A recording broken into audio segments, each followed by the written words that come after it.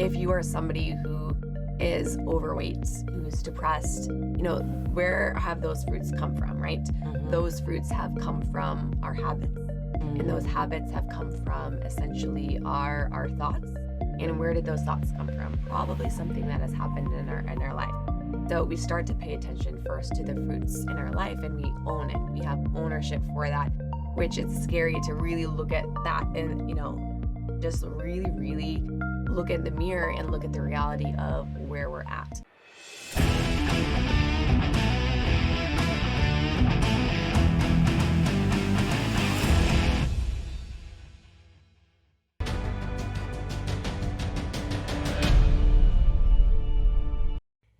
Hi, I'm Amberly Lago. Thanks for tuning in to True Grit and Grace. Today I have my friend Rachel Scheer here with us. We've been in the studio. We're here in LA, and I've been so excited to have you on. She is let me make sure I get this right. No worries. Certified functional medicine dietitian.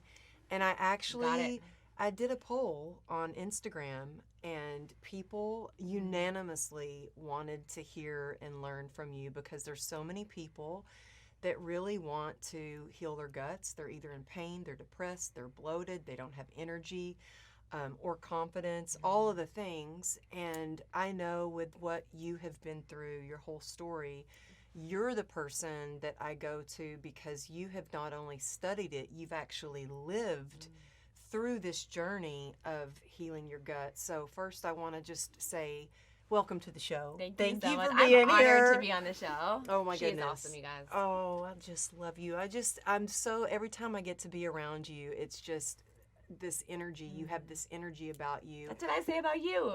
And well, you know what? You are just a walking billboard. So if you're listening to this on your favorite podcast platform, you'll have to check out the YouTube video and you will understand what I'm talking about. She's a walking billboard. It's the biceps. It's the guns. Or the ads. Yeah. You can't see those right now. But you really don't just talk the talk, you walk the walk. But I would like to get into really first, before we get into she's got so much value and I have so many questions I want to ask. And I think it's very today what happened to me with not being able to get this one last prescription medicine that I'm on, that I've been saying I want to get off this medicine, and today I couldn't get it. My doctor gave a prescription, the pharmacy wouldn't fulfill it. It's called Lyrica. I'm really transparent on this show. I keep it real. And I'm like, well, my first thought was maybe this is my opportunity to take my gut healing even more. And so I'm like, well, this is perfect timing, because although I was crying in the car on the way here, I was like, oh my God, what am I going to do? I'm like, well, I get to go talk to Rachel and she can tell me what to do. Resilience. Yeah.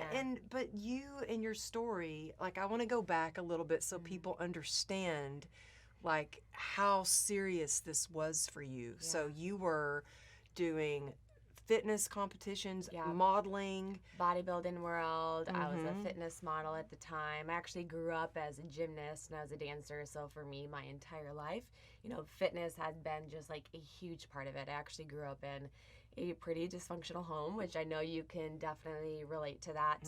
I was neglected as a kid.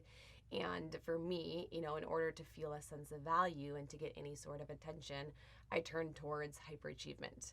And for me, it was becoming a gymnast. I was a dancer. And I loved it for me. And we talked about, even on the podcast you came on, fitness is just such an incredible outlet. I had my brother and my sister, and they went down really, really dark paths in their life, drugs. My sister actually attempted suicide in her life as well too. And she even was a victim of sexual abuse by some of my mom's boyfriends, speaking very openly about it.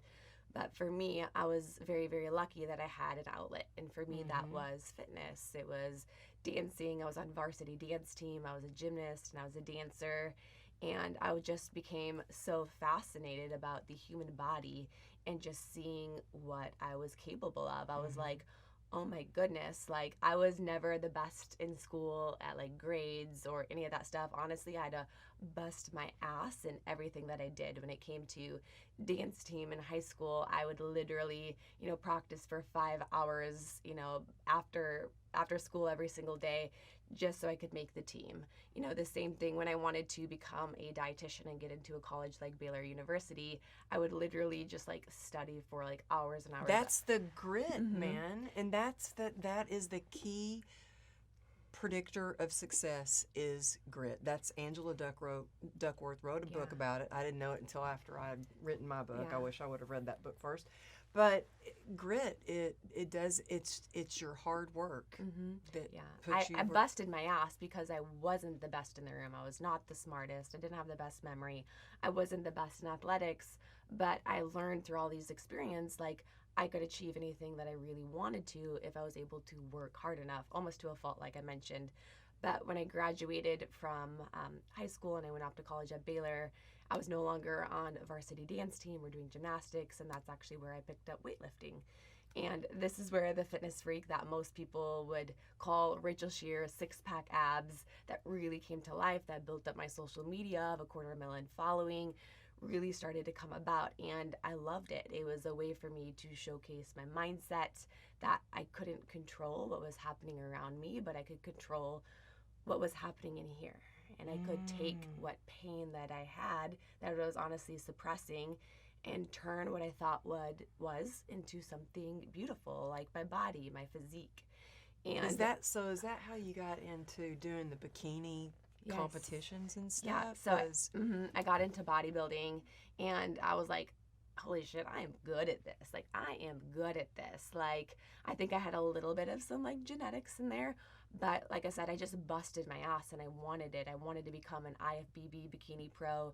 So I just got super into weightlifting and counting macros. And for a while, it honestly, Amberly, it started off as a very, very healthy venture of just me wanting to better myself, as I think most things that we do that we start out with. But me, I'm the perfectionist, and I take things to the extreme. And even for me, it was coming from a place of, I want to feel worthy, I want to feel loved, I want to feel accepted. So I pushed that, and I pushed that even harder. And eventually, actually, after I won first place at a national level show, and I was at the point of where I was ready to step into being pro and compete at the pro level in terms of bodybuilding, I won that trophy. I actually got off stage and I went home, and at this point I am like probably like 8% body fat at the time, like definitely not a healthy body composition overall. No, I mean, and maybe this is kind of personal, but at 8% body fat, were you still having your menstrual cycle? No. I was actually on a lot of medications. I was on birth control, so I didn't have a menstrual cycle that was real anyway because of that. But I didn't have any menstrual cycle. Because that low of a body fat. Yeah, and I wouldn't have had one anyway, just because of how low my body fat percentage really was at the time. But I found my place myself after winning this bodybuilding competition, like actually at a very, very low place in my life. And I remember just like looking in the mirror, and physically I was fit, but my hair was falling out. You're kidding me. My skin was like a complete wreck. I didn't have a menstrual cycle, like I mentioned. Was that because of you were depleting your body so much with nutrients, or was it because of medications that you were on? It was a combination of a lot of things, and usually there's not one thing that causes the body to be off. There's a combination of a lot of different stressors. For me, there was a physical stressor. I was pushing my body physically to its limits, low body fat percentage. I'm sure the trauma. There was an emotional stressor there definitely too, the pressure, the stress that I was putting on myself. And then I even look back at my diet, and although my diet was, maybe macro friendly, there was a lot of things in my diet that were terrible for my gut and my hormones. I'm talking like artificial sweeteners, those pre-workout, those post-workouts, Walden Farm type foods. I don't know if you've seen that brand before, but it's like legit just chemicals. And I just cared about looking good. I had my six-pack. I wanted to look good naked at the time, and I achieved that, but I was at the lowest place, and my health just completely plummeted, went to complete shit. Do you know well, me being in the fitness industry for so long, and I don't know, do you know who Corey Everson is? Mm-mm. Oh, Corey Everson is one of my best friends. She was Miss Olympia. She was incredible. She's incredible. Heart of gold. I got to introduce you. But in the bodybuilding world, what I always heard was the closer you are to death, the better your chances of winning. Yeah, usually the person who wins on stage is the most unhealthy person. Yeah, and you wouldn't think of that looking at all these muscles and these gorgeous bottles, especially with bikini models, because to me that they're just, you're beautiful. You're not like too muscular, I don't think. You're just like, it's perfection, but yet you were unhealthy mentally at a low place. Yes. And Mentally, your hair physically, was falling out? hair was falling out. My thyroid had also plummeted, so I then had to get on thyroid medication because it was basically like non-existent anymore. So hair falling out, skin was a wreck, 0 menstrual cycle.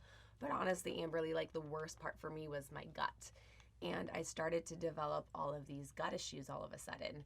And I was chronically bloated at the end of every single day. It literally looked like I was 6 months pregnant. I could no longer use the restroom at all. Like I literally would have to use an enema to be able to go to the restroom. Like the motility in my gut just completely shut down. Just shut down completely. And, for me, I'm like, at the time where my thought process is I was like, why is this happening to me? I am the healthiest person. I'm physically fit. Hey, I'm even a nutritionist. I went to Baylor for Nutrition and Dietetics. Like, this shouldn't be happening to me. I'm quote unquote healthy. I was definitely, in denial, but I also didn't have all of the information. So I did what most people do is I went to the doctor. I went to a gastroenterologist. They did everything, the CT scan, the MRI, the colonoscopy, endoscopy. They slapped a label on me of IBS or irritable bowel syndrome, which in my opinion is a trash can diagnosis. It's really not a diagnosis at all. It's just an accumulation of symptoms based off of symptom clusters, very similar to depression, anxiety, even autoimmune issues. So I got placed with this label and given a medication and sent on my way. Same thing for all of my other symptoms. It was just like stacked medication on medication on more medication. and more medication, really just managing these symptoms. And I was frustrated. Because no one was really giving me any answers. Like no one was telling me like this is the root cause of what was going on. I was just passed from doctor to doctor, very similar to you. I so feel you on that. And so much money into all of the medical procedures. I was just like a guinea pig for all these treatments, and some of them were invasive. And I remember one time going in for a treatment, and it made my nerve condition worse. And I went back in, and the doctor said, well, one of the side effects of this treatment is if we do the spinal radio frequency, you could be paralyzed. I was like, well, I don't want that. Why didn't you tell me that before? But same thing. And then I would go into the doctor saying, well, how can I get off these medications? Yeah. And they just want to keep giving you medicine. But so I am at a place now too where I have been this past year where I'm like, I want to get to the root cause. None of this other stuff is working for me. There's got to be something that I can do by healing my gut. Yeah. And it really always does go back to the gut, which I want to talk about like what it takes to heal that gut. But it really took me, though, going that route first with Western medicine and even going to the Mayo Clinic. I went all the way to the Mayo Clinic in Rochester, Minnesota, which is supposed to be like the best of the best because, again, I was disciplined. I was motivated. I was like, I'm going to get to the root of this. And they gave me no answers. And I was then sent to a colorectal surgeon now at this point because, as I mentioned, the motility in my gut had completely come to a halt. I couldn't use the restroom without literally using an enema anymore. So they sent me to this colorectal surgeon who then now looks... So wait, were you trying like teas and pills to use the bathroom, everything. Miralax, all the things and nothing? All the medication, prescription laxatives even too, which just made me more bloated, hurt my stomach even more, and then just like, this is probably something that you've had for most of your life was even some of the answers that I got. The colorectal surgeon literally looked me in the eyes and said, you will never regain function to your large intestine and we're going to have to cut it out and actually remove your entire large intestine. And what this will actually do is it'll shorten the transit of everything through your gastrointestinal So how do you tract. even absorb all the nutrients that way? Yeah. I mean, there would be, definitely some malnutrition. Luckily, you do absorb a good amount of it, or the most of it in your small intestine, but you would still become malnourished. You'd have to supplement. But I was so desperate at that point in my life. I highly considered getting the surgery. I remember sitting there with my boyfriend at the time and my mom in the office, ready to schedule that surgery. I just was like, I want to get on with my life. I don't want to be in pain anymore. And I know so many people can relate to that, of just being in that place of desperateness, just let me get better. Is this the answer? Is this just going to fix it for me? And it is desperate. You get to a place where you're desperate. You just want to feel better. And okay, whatever it takes. I was even going to go to Europe to be put in a 2-week coma and be infused with ketamine. Oh, and the side effect is you can die. I was like, okay, sign me up. You know what I mean? It's desperate. It's amazing what you'll do when you're that desperate. In that much pain and you're dead. Well, so did you go home and think, wait a minute, I'm not doing this? What made you decide not to? Well, actually, at the time, I left the doctor's office. I was thinking about it. I was in the process of literally ready to schedule that surgery, but something came over me in that moment. I believe it was God, because I'm faith-based, and I really listened to my gut despite how messed up my gut was at the time. But it said, this is not the way. There's another answer. So I left. And I literally became obsessed with learning everything that I could about the gut and the gut microbiome, and how these little microbes in our gut control everything from our hormones, our thyroid, our brain health, our metabolism, our motility, the transit of food. And I just spent hours and hours on end, just like I did in high school, just like I did, when it came to making my dance team, just obsessed with getting better. And I was like, you know what? Nobody is going to do the work for me. I'm going to have to do it for myself. So I was a dietitian, and I just became obsessed with learning everything that I could about gut health. But what you just said, no one was going to do the work for me. I had to do the work myself. Exactly. That's what you have to do. It's like me. Nobody was going to walk again for me. I had to get up and learn to walk again. Nobody was going to create joy again. I had to decide and start doing it. So I love that about you, and I love that you have so much grit and determination, and you learned so much about it. I didn't actually know as much about gut health and all of that until the last few years, when I got sick of taking all the medications and started trying something to heal my gut. But for people who aren't familiar with exactly what the gut is responsible for, so you said your hormones. Your thyroid, your metabolism. They've literally shown that the bacteria in our gut control how many calories we extract from our food. Our bacteria in our gut are in constant communication with our brain. So when you are depressed, when you're anxious, very, very often your gut bacteria is playing a massive role, because our gut produces about 70% of our serotonin that we produce. Most antidepressants are SSRIs. These are selective serotonin reuptake inhibitors, which literally just help your body keep more serotonin in it, where that is literally what the bacteria in our gut do. And if you think about it, most of us, with the standard American diet, which is, I call it the SAD diet, processed foods, artificial sweeteners, everything, even though like I said, my diet was quote unquote macro friendly, fitness friendly, even got me to a good body composition. It was terrible for my gut. It was processed foods, all of these things that were wreaking havoc on my microbiome.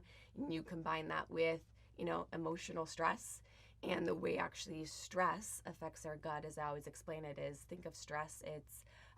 It's a catabolic hormone. We've all heard about cortisol. Oh, yeah.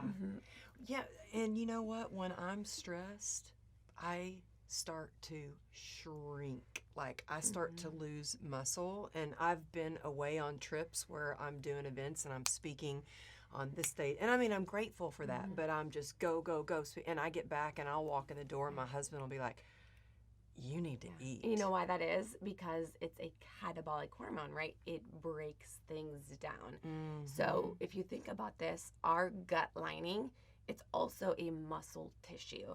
So when we're in this catabolic state, when we are in a constant state of fight or flight, and now stress can be so many different things. It can be dietary stress, it can be emotional stress, work stress, poor sleep, unaddressed trauma, but it also can be environmental stress. You know, you have toxic heavy metals, mold, a gut pathogen, but this causes this cortisol to become chronically elevated, and over time it begins to break down your gut lining. Now, why is that? So is that leaky gut? And that's what actually sets the tone for intestinal permeability. And our immune system, as a byproduct, starts to decrease. We start to pick up other types of bacteria infections. And as a byproduct of a leaky gut, we start to develop food sensitivities.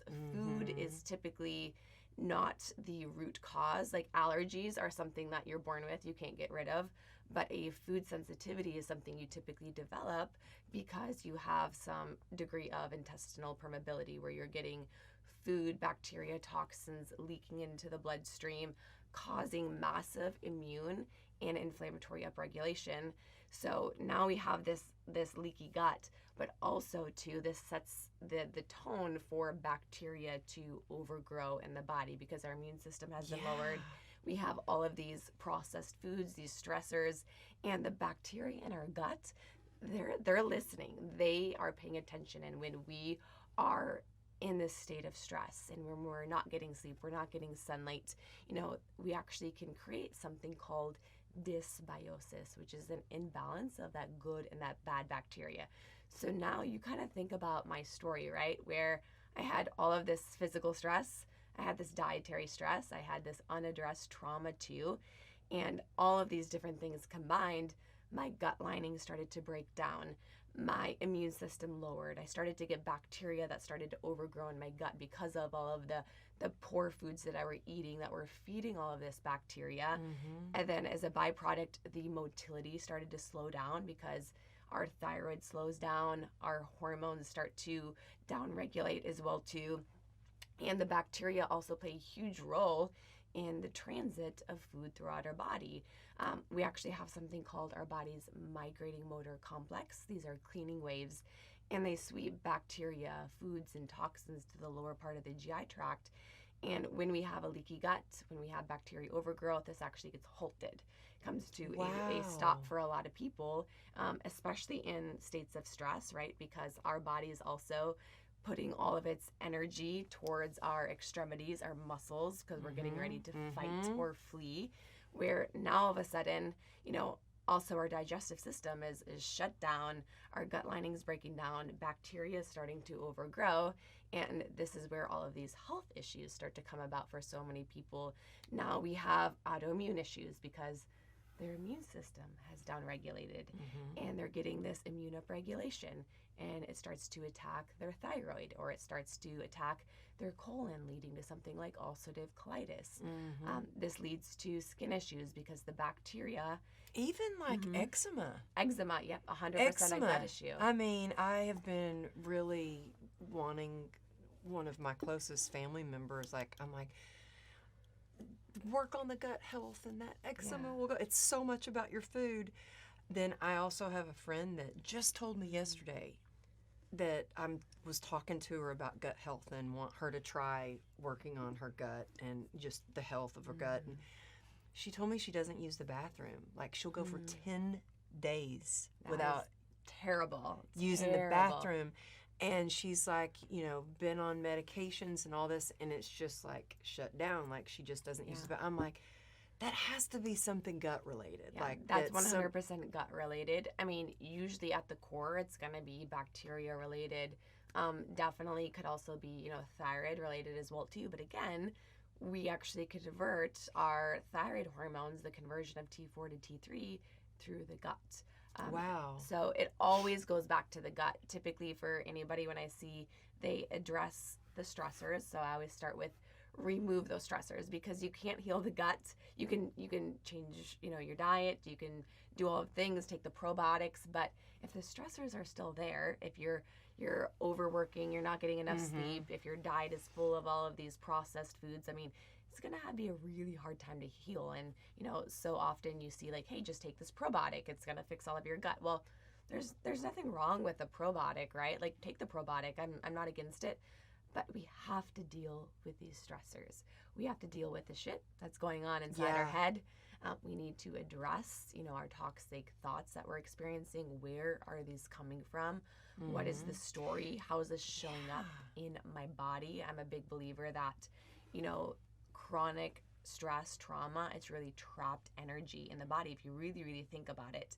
And we need to get that out of the body. And that's where, like, for me, a big part of my healing was really leaning into things like breath work, meditation, fitness. And I know you and I have related to that in so many levels, but like when I have that high levels of stress, like I need to move my body. Now there's a big difference in the way that I did it back then, where I did it to an extreme, but it was also the combination. And for most people, it's not one thing. It's not like, oh, it was this one food. Oh, it was this one stressful day that I had, this one stressful event. For most people, it's this like perfect whirlwind, this combination of emotional stress, poor diet. When we're really stressed out, we have trauma, guess what we do? We turn towards vices, we turn towards food, we start binge eating, we start leaning into that. And there are vices like alcohol and drugs, and yes, those also definitely disrupt the gut. Antibiotics, NSAIDs, those type of things, pain medications, but also interrupt the gut. Yeah, and antibiotics. Antibiotics, definitely. And as you're saying all this, I'm thinking about, after my motorcycle accident, my body completely shut down. So my hair was falling out. I mean, chunks of hair. I had to end up cutting my hair. My hair was falling out. I stopped having my period. My thyroid levels were undetectable. My estrogen and testosterone were undetectable, like zero, like nothing. Yeah. And so everything was shut down. I was not using the bathroom. It was like your gut was shut down, like it everything. was completely shut down from the trauma, so much medication, just think about being in a coma for that long, all the medications they were giving me. Yeah. And I remember thinking, well, they were like, you need to be on testosterone. Now you need this thyroid medication. You need this antidepressant. Like, they were just giving me medication after medication after medication. And it was like, once I could start eating healthy again, once I could start therapy and dealing with some of what was going on and the trauma. But I love how you say it's not just one thing that can start this. It's like a whirlwind of all these things. And then before you know it, you're like, holy cow, why do I look 6 months pregnant? What the heck is going on? Like, what is happening? And for most people who have gut issues, there's usually other things that are off too. It's usually not just like, hey, I'm a little bit bloated, I'm a little bit constipated. Usually, they have brain fog. They have anxiety, depression, they have skin issues, they have hair issues, they're constantly getting sick. I mean, all of these are indicators of an underlying gut issue that we're experiencing. What about if you eat and every time after you eat you get a stomach ache? Is that like a... It could be a combination of a couple of different things. It could definitely be a leaky gut issue. A lot of people have that and they have no idea that they do have it. Do you think, I've heard that everybody has leaky gut? Like, I don't think everybody has it. I actually run microbiome tests on, my clients all the time. How do you do that?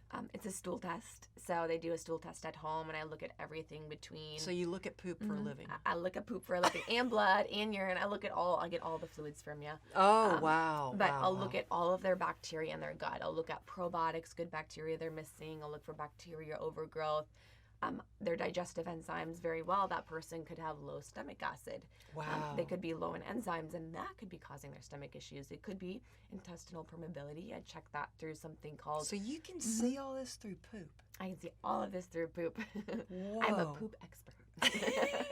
So you look to see if it's healthy bacteria. What about when you take an antibiotic?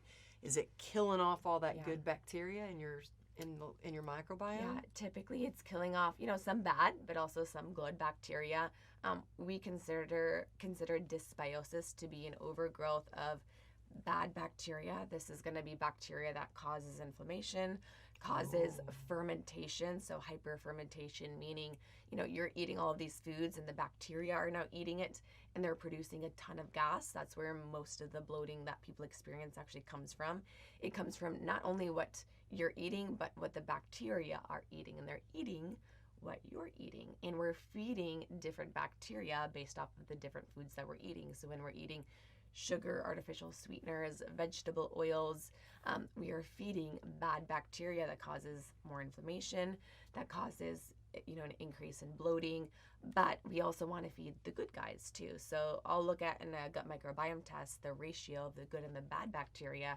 And if somebody's really low on good bacteria and they're really high on that bad bacteria, I say they have what's called that dysbiosis, and we need to work on removing the stressors, whatever those may be, identifying them. So you said the stressors are either things that we're physically stressed about, emotional trauma, or something like that. It could be trauma. It could be just chronic stress, work stress, things like that too, poor sleep.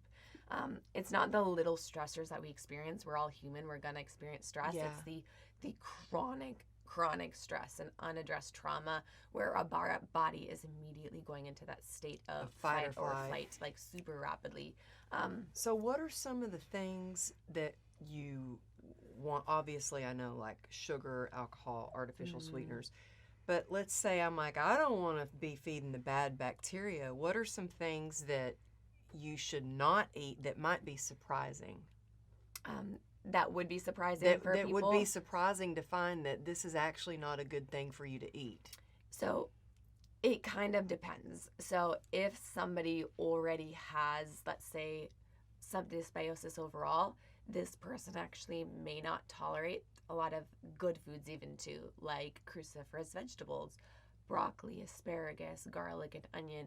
These are actually what we call FODMAPs. They're fermentable carbohydrates. They feed bacteria in the gut, but they don't differentiate. They feed all bacteria in the gut. So they feed good bacteria, but they also feed bad bacteria. So somebody who actually already has dysbiosis, they may eat a bunch of garlic and onion and be like, oh my God, my stomach hurts. I'm blowing up like a balloon. That's my mom. My mom cannot have onions or anything. So that means she's got bad bacteria. It's very likely, or a bacteria overgrowth. There's something called SIBO, small intestinal bacteria. I've been trying to get her to work on her gut health. Mom, if you're listening to this, you need to work on your gut health.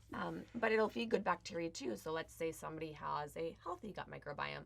They can tolerate more broccoli, asparagus, garlic, and onion. And for them, it's actually good because we're feeding more of that good bacteria. So that can sometimes be surprising for some people, but sometimes it's not always food as well. So vegetable oils, industrial seed oils, sugar, artificial sweeteners, wheat and dairy can sometimes be some big gut disruptors as well too. So lactose is very fermentable to gut bacteria. So a lot of people just can't break it down very, very well in general.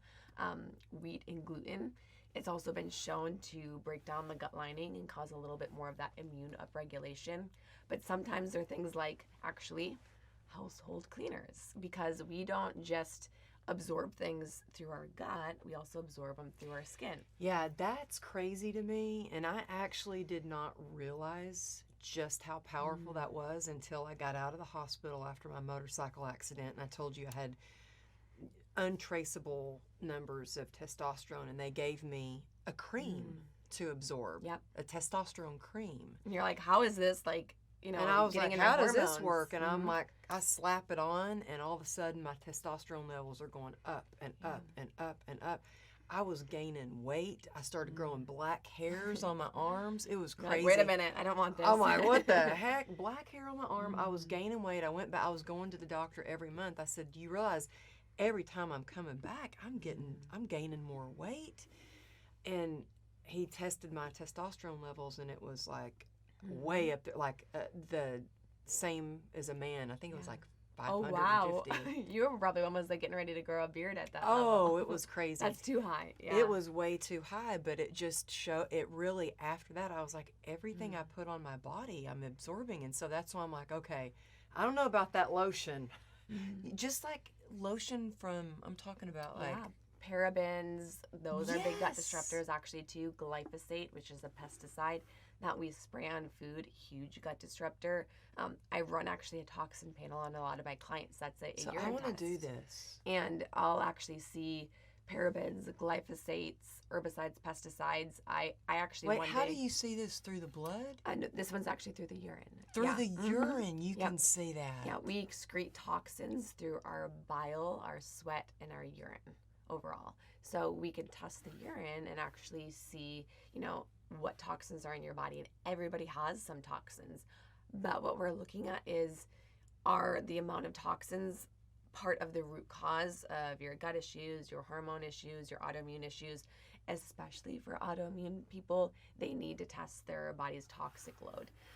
I did it on myself. I had some mild-based food mold, actually. So, like, there was molds found in foods like Potatoes. rice, peanuts, coffee Isn't is there a big potatoes source. too? Sometimes potatoes, definitely. Because of the skin?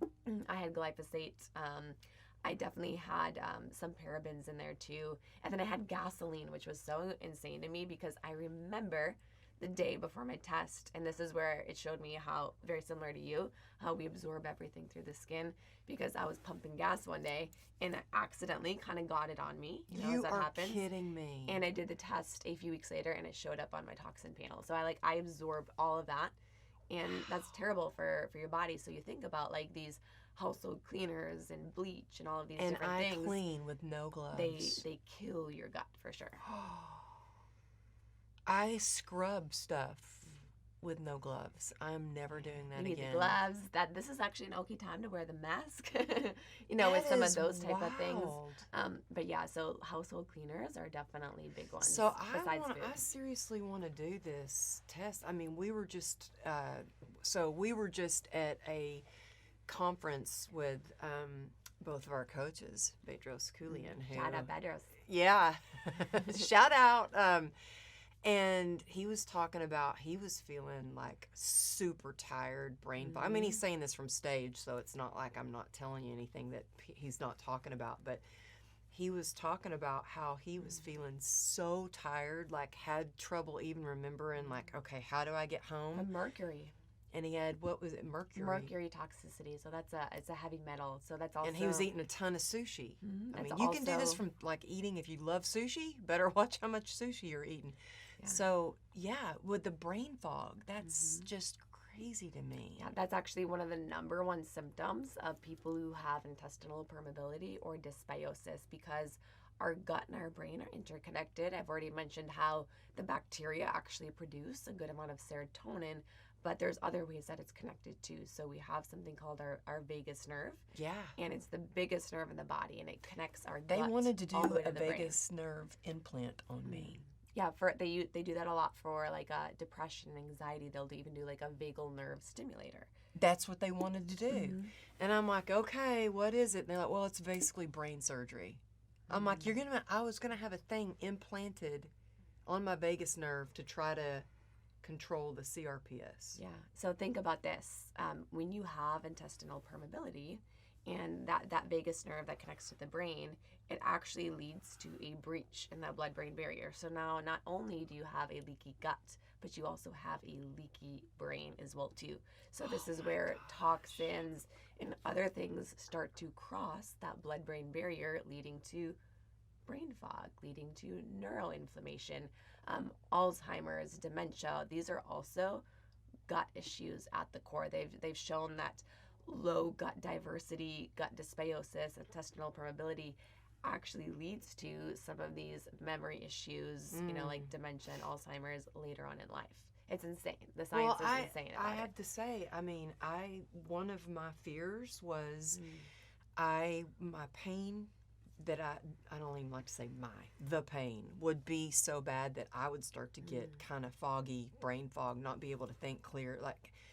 But I'm telling you, as soon as I started taking some supplements, eating even cleaner, because I always ate pretty clean, but really started paying attention to it, like everything I was ingesting, I started, really taking some supplements to help support my gut. It was like I could think clearer. it really started to help. But I still think I could improve on that even more. So I'm going to have to give you some of my poop. You'll have to give me some of your poop. But your gut lining can actually regenerate itself in as little as 3 weeks if you do have intestinal permeability, if you're able to identify the stressors and remove them. And your bacteria in your gut can also change in as little as 3 days based off of the food that you're eating. So yes, the gut plays a huge role, but it can change so rapidly. So step one, remove all of the stressors, or at least most of them that we can. The big ones, at least, that are leading to a lot of issues. Sometimes, it's a work in progress. Like the trauma thing, that's not like as a snap of the fingers. That's going to be the continuous work that you do. For me, it was cleaning up my diet first and foremost, addressing some of the immediate stressors in my life, the physical stressors, of course, as well too, under eating since I was at such a low body fat percentage, and then my healing journey ended up evolving more into the mental and the emotional side of it for me. And that work, as we know, really never ends. It never ends. Just when you think you're done, you're not. Yeah. So I think it's starting with removing the stressors that you can, at the beginning. And then it's also then identifying what is off, essentially. And that's where I think, the functional medicine testing is great. When I went to all of those different doctors, I was blown away that nobody was talking about the microbiome or leaky gut or these microbes in our body. Away. They weren't talking about how it's connected. It was, here's depression, here's a medication. Yeah. Here, you can't go to the bathroom. Here's a prescription laxative. Oh, your hormones are balanced. Here's birth control, or here's testosterone. Oh, your thyroid's off. Here's a thyroid medication. And I wasn't getting the level of care. And the reality is we have a food industry, for one, that pays no attention to health. And then we have a health industry that pays no attention to food. So that's powerful right there. It's so true. I'm a big believer that right now there is a massive gap too between, the wellness community, between Western medicine, and even the fitness community too, because as I mentioned, the fitness community says just eat less, work out more, focus on your macros. For a lot of people. Okay, and tell people what macros are. That if people don't know, you're like, macros, what is that? I don't know what because I was never, even though I was into fitness, I've never counted macros. And in fact, just 2 days ago, I was like, I'm going to just see what my macros would be. Yeah. I'd never done that. And it's important, don't get me wrong, but it's only a piece of the overall equation, and I think it's a disservice to look at only one of these different areas. And there's nothing wrong with medicine. Medicine also can be very, very powerful, and it can help a ton of people. But know when you're going to the doctor, you're going to a physician that practices medicine. So if your goal is to heal and get to the root cause, that's going to be going to a different provider. So I'm never here to demonize Western medicine. If you get in a car accident and you smash your leg, go to the Western medicine. Please do not come to somebody like me. Like, that's where you're going to need medicine. You're going to need all of that kind of stuff. But when you deal with these chronic issues, IBS, autoimmune conditions, anxiety, depression, get to the root. We need to get to the root cause ultimately and figure out what's going on. But macros, to answer your question, these are carbs, fats, and protein. Carbohydrates have 4 calories per gram. Protein has 4 calories per gram, and then fats have 7 calories per gram. So actually these macros make up our total calorie intake. So I know a lot of people, let's say, who just focus on, eating good food. Maybe they do remove all of the, the artificial sweeteners, the processed foods, but they're like, oh my God, I can't lose the weight that I want. And I can't build muscle. Well, they need to probably focus a little bit on their macros and where that's at, or vice versa though. Like me, that is the amount of protein, carbs, and fat combined based on your body fat, height, what your body weight. needs. So we need to be getting needs. enough protein to support our body's skeletal muscle mass. As my good friend Dr. Gabrielle Line would say, you're a good friend as well too, is muscle is one of the most important organs, I'd say, besides the gut. But muscle is anti-inflammatory, it's anti-aging, and it helps actually with the glucose disposal. And we only can support that through getting enough protein based off of how much skeletal muscle mass we have or we want to have. and then also through resistance training. So, and I'm sorry I'm interrupting, You're but good. I love, because I love watching your YouTube videos and your Instagram posts. Y'all have got to check her out on Instagram. Check out Rachel Scheer on Instagram, and also Rachel Scheer Nutrition on Instagram. But I love how, and we'll get into this more too, but I love one of how bold you are and gorgeous and standing there in your bikini. Posing. I love it. I still got the bikini girl inside me. You she has not gone away. You got that like side pose going. I'm like, golly, that's talent. She has not left. But I will say, in the wellness community, right, where we're just focusing on like eating good, healthy foods, we may be missing the ball when it comes to getting the body composition we want, losing that weight. So we do need to look at macros, but then the people in the fitness community are just focused on macros, get enough protein. We don't care where they're coming from. We don't care if it's processed protein. You're just focusing on how many macros you're getting and lifting heavy. That's what I was going to say in one of your videos. I was like, I just lift really heavy, like as heavy as I can. Just eat less, hit your protein, and lift heavy. Weights, but then you can have these hormone issues, these gut issues, and all of these things like I had. So that's just what I mean, where I think there's a big gap right now between, Western medicine, which just looks at medication. It's very Band-Aid based approach, where then we have like the wellness community with functional medicine that pays no attention to like body composition and macronutrient intake, or then the fitness community that doesn't really look at like gut health. They don't care about the chemicals in that pre-workout drink. Yeah, or that. They don't. I mean, it was like pulling teeth to get my husband off of this pre-workout drink that I was like, chemical. And then I was like, okay, he's not going to glow in the dark. I mean, yeah, right? And so I finally got him to take something that's all natural, and he loves it. So now he's ordering it. But so many of the things in the fitness world are so unhealthy. I remember talking about they don't care what kind of food it is as long as it's got the macros are right. I remember my nutritionist a long time ago was like, you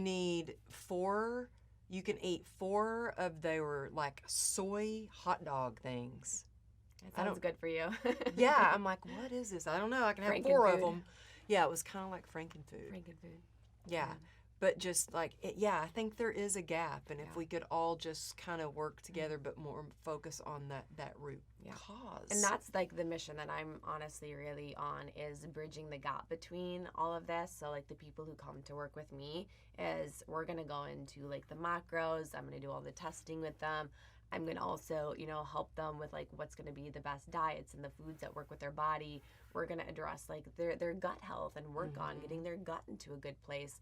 And we're going to find the root cause, and we're going to also coach through some of the mindset things. And if you were to go to a nutritionist, a personal trainer, you were to go to a physician, a life coach, this would cost like, I don't know, like $10,000 at least per month. So we're really doing all of these different things for our clients. And, this is kind of like my mission that I'm on, is really bridging the gap between all of these different worlds, because we need all of it. People want to feel their best, look their best. We talked a lot about on, the podcast that you came on mine about, building confidence. And yes, there's a level of like, we want to look freaking confident and look in the mirror. It affects how you do business. And I'm going to say this, and I'm probably going to get a lot of hate about this. Do it. But you know what? When somebody is coming up to me and they're telling me they're an expert in whatever field that they're in, but they look like crap. Oh yeah. And I say that like they don't look healthy. You know what I mean? They're puffy. They've got bags under their eyes. They don't look like they've slept. Yeah. I'm like, dude, unless it's an overweight personal trainer who's lost 100 pounds and they're inspiring me that they lost that weight. But I'm like, when I see somebody that shows up and they look healthy, they look like their skin's good, they're glowing. Not saying that they have to have 11% body fat. No, but that's not healthy. No, but that they look like they feel good. I want to learn more. Yeah. I want to learn from that person. I trust what they're saying because I know they're like, okay, you look like you're taking care of yourself. And I know that sounds kind of harsh, but like when I have somebody that shows up and they look healthy and they look like they are ready to go, I'm like, that's a go-getter. That's somebody who cares enough to take care of their health. Well, they have self-respect enough, Self-respect. Right? They have enough self-respect for themselves. And self-respect is, choosing to eat foods that love you back. It's choosing to move your body every single day. It's choosing to be intentional with the books you read, the podcasts you listen to, the people that you surround yourself with. Ultimately, that's what self-respect is, in my opinion. And, to your point is, I want to take advice from somebody who has walked through what it is that I'm trying to achieve.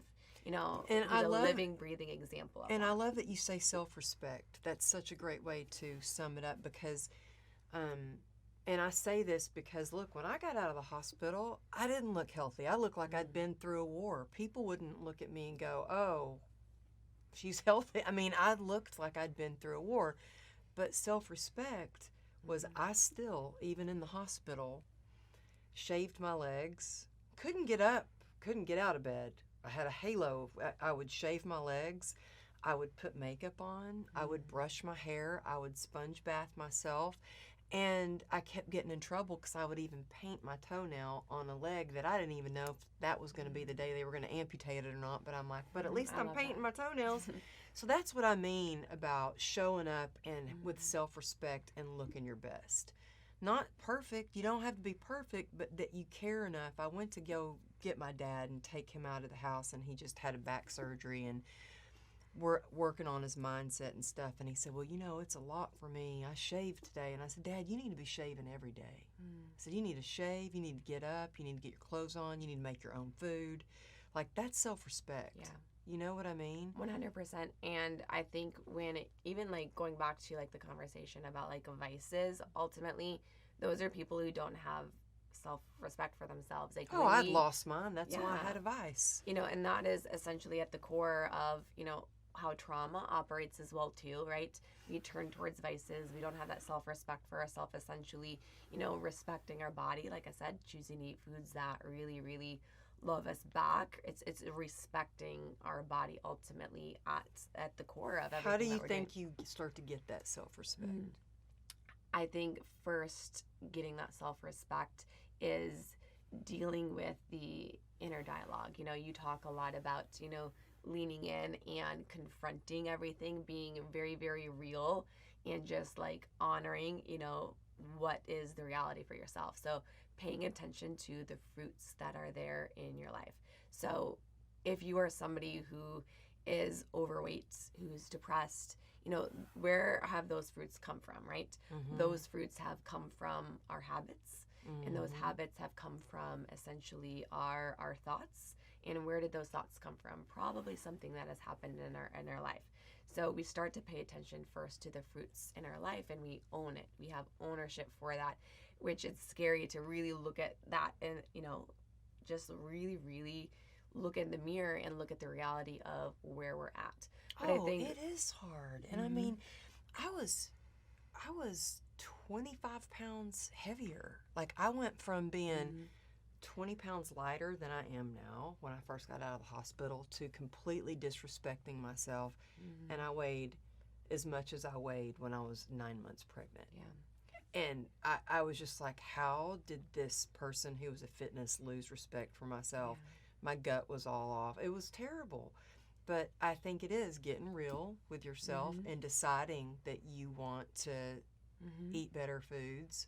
Make sure you're not, spilling gasoline on yourself. Well, that was an accident, yeah. 100%. But I think, once you're really, really real up front with yourself, you then get to choose what the story is that you want to be running the show. Because there's been a story, right? Running the show for so long, that was probably based off of trauma. And for most of us, it's not true. For me, a lot of, my story running the show is, if you achieve X, Y, or Z, then you'll be worthy, then you'll be loved. And it was such a lie, Amberly, but that was the story that I was holding on to, which led to the fruits of burnout, all of my health issues. You could say that was my vice. For some people, it's food. For some people, it's alcohol. But we turn towards these different things based off of, our habits that created our thoughts and our feelings. So I think once we can really understand where the story is coming from, then we get to choose the story that really is the truth. And I think that's what is really, really empowering. And that is start taking that first step towards building that self-respect, what is the truth? The truth is, I'm loved, I am capable. I've proven it to myself over and over and over again. I've proven it to myself when I said, hey, you know what? I want to get into Baylor. When I want to do this, I was able to do that. But I also am worthy and loved because, you know, God is my savior, you know, and there's a lot of that. So I get to create that meaning to it. And once we recreate that story, the way that our brain works, though, is it's based off of facts. It's going to look for evidence, right? It's going to look for evidence, be like, no, but what about this? And what about this? You know, this tells me that that's not true. So this is where we get to prove it to ourselves with small wins. So this is where it goes back to, you know, I'm going to start fitness. I'm going to start working out my body. You stack that win. You start being intentional with the foods that you're putting in your body. You start stacking that wins. So you choose, even though if you don't feel like it, and I promise you at first, you probably may not believe it wholeheartedly. You know, you're like, all right, I am so loved, I'm worthy. And there's like this little inner voice in your head being like, that's not true. But you're like, okay, you know what? But I am going to act in spite of thoughts, feelings, moods, and emotions. And you do that and you give yourself that little bit of tough love. And after a while, you're not like, hey, you know what? I crushed that workout. I feel so much better. You know what? I'm feeling better with the food choices that I'm making. And all of a sudden, you start to see these wins and you start to believe this story that you've been telling yourself.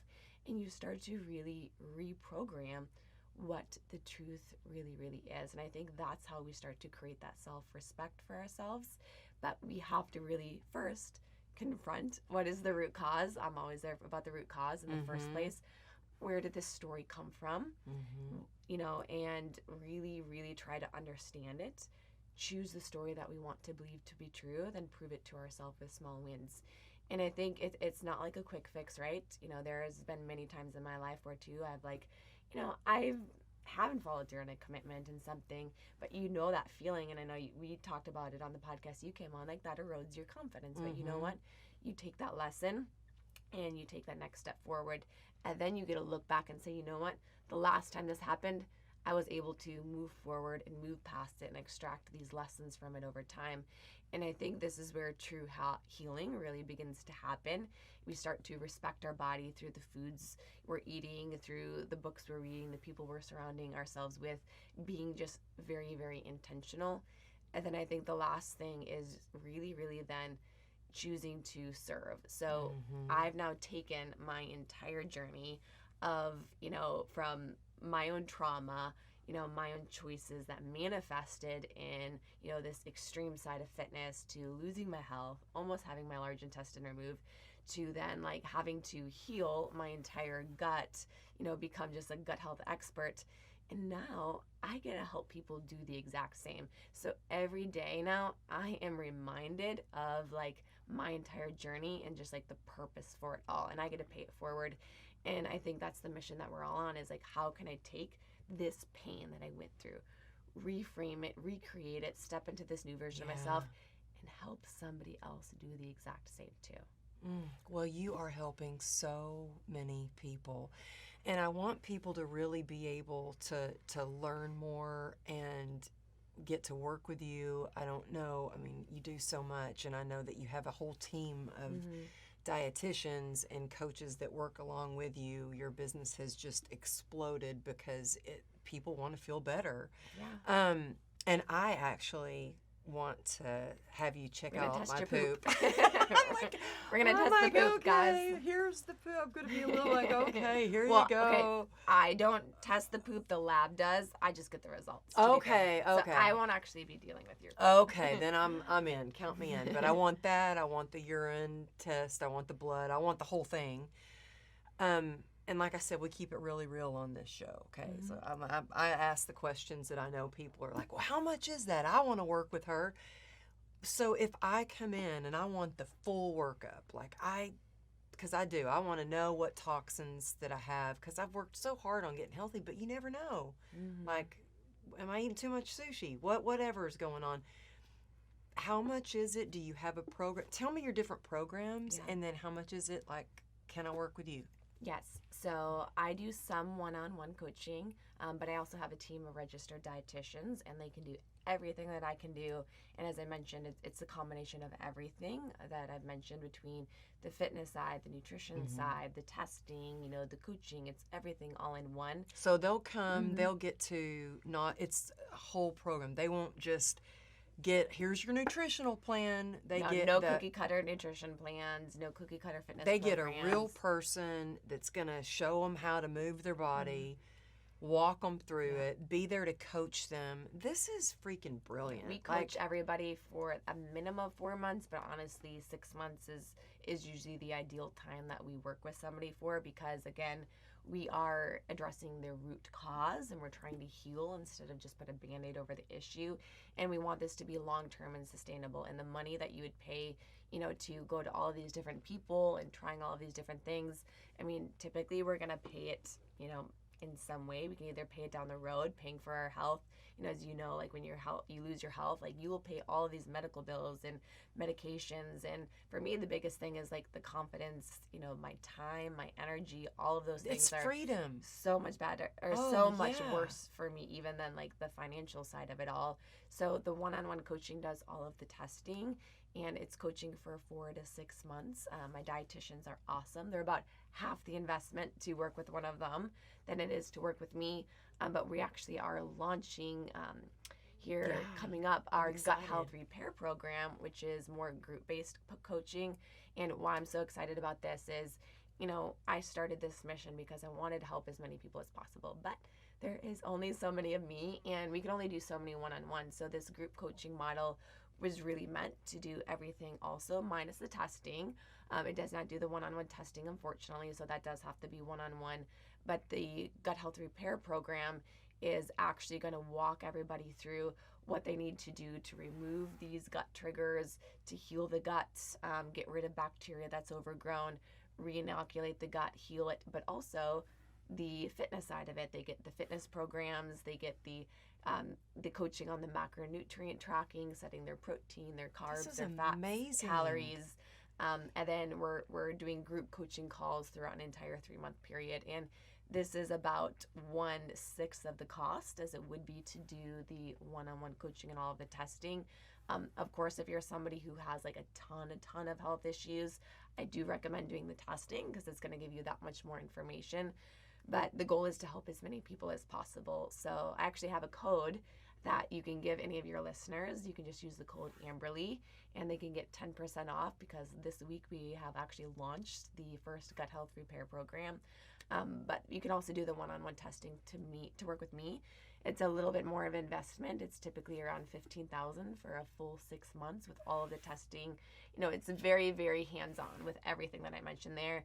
And then it's about half the cost to work with one of my coaches for 6 months. But we do have 4-month options, and we do have payment plan options as well too. That's incredible. Well, tell them the website, the best way to find this, you. Yes, you guys can follow me on Instagram at Rachel Scheer, and my practice is at Rachel Scheer Nutrition. So I have 2 pages. You can check out my website at rachelscheer.com, and be sure to check out the show notes and use code Amberly if you're interested in joining our gut health repair program. Yeah, you guys, look in the show notes. I'll have all of her information, her handles, and also check out her podcast. Scheer Madness. Scheer Madness. I just had the honor of being on her show, and she's had huge, iconic people on the show. So I feel really honored to be on your show. I seriously, I love you. We met and we've just been, sisters. I say sisters. It could be mom and daughter, but I'm going to say sisters. It is sisters, 100%. But bonds, that's right. That's right. We always have fun, but I'm just fascinated with all that you share. But even more than that, just your heart, all the love that you put into what you do. You really are the definition of what it takes to be gritty with a touch of grace. I am not kidding you. So thank you for sharing your heart, your wisdom. I love learning from you. And I'll be giving you some samples soon. But y'all, follow it. And you know what? Take a screenshot, or if you're watching on YouTube, take a screenshot and share it on your Instagram, because when I see that, I want to give her a lot of love. tag me, Amberly Lago Motivation, tag Rachel at Rachel Scheer or Rachel Scheer Nutrition, so we see it. And when I see you tag me, I share it too. So thank you for coming on the show, and thank you for tuning in. We'll see you next week.